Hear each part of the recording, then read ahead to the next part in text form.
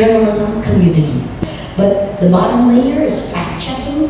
Fact-checking is really boring, unless it's about you. The question I ask every Indonesian, because where your election goes, you will take the entire region, you will take Asia, and you will take the world, because Indonesia is crucial. What will you sacrifice for the truth?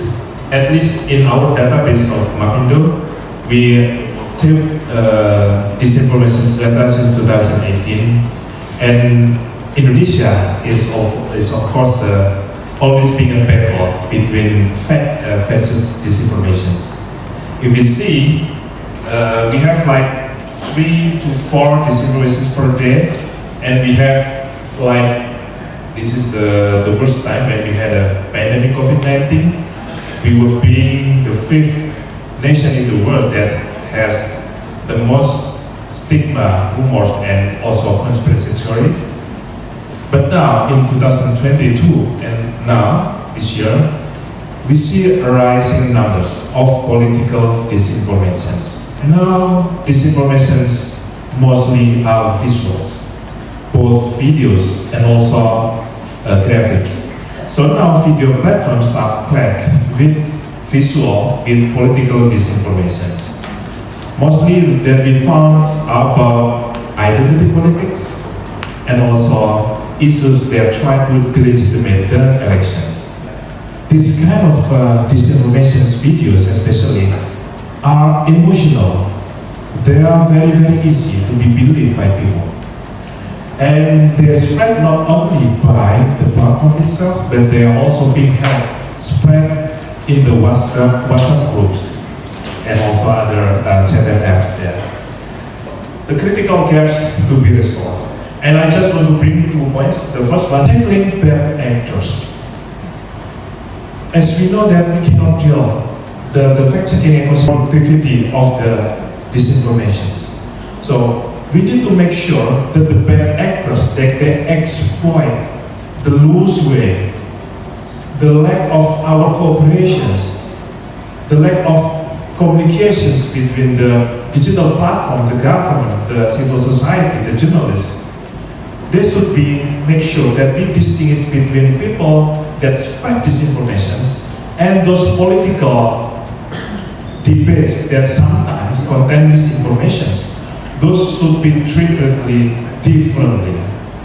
So at the moment, we need to make sure that how to ensure that information ecosystem, the government, the digital platform, and us, the CSO, can react fast to these informations, not only debunking and debunking, but to make sure that they can be dismantled, the bad actors. We need to maintain the freedom of expressions. This is a kind of the big challenge that we have to go. We need urgently the social media council, a bridge between people, digital platform, government, media, with civil society. Now disinformation is part of our problem. And when we talk about the intensity of the disinformation as a part of the problem, I think talking about the numbers is not enough. From one particular disinformation, it can be harmful to someone. So I will ask you to see the numbers and imagine that this is not only about the numbers, but how many people will affect from the disinformation. So disinformation is part of that digital repression. And we have to know that this is now becoming a tools or weapon to attack people. This is becoming the cheaper weapon to attack people without having, you have to go to their house. You only need to attack them from the digital side.